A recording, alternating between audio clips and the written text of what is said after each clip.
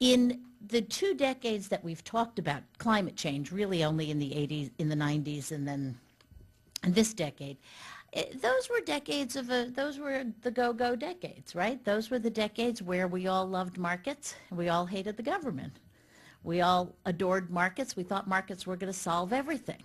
Well, America doesn't think the same way about markets as they did in the past 2 decades, because in fact what they've seen is markets can go up and markets can come down, and markets are volatile.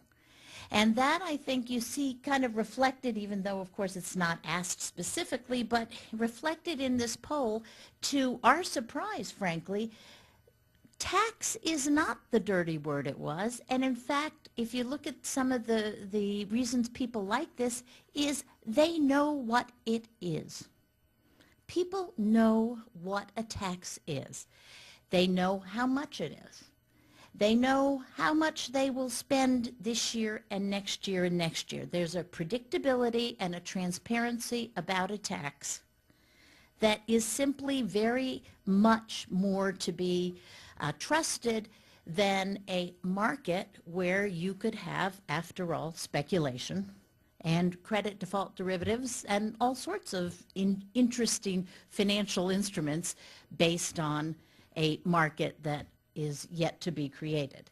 So I think it's not surprising, given that change in the zeitgeist that happened in 2008, it's not surprising that you see the kind of results that we see in this poll. This has led us to try to talk about the carbon tax shift as Plan B.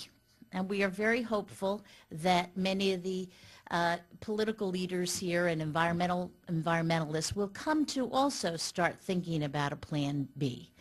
The cap and trade bills have run into a lot of problems in Congress.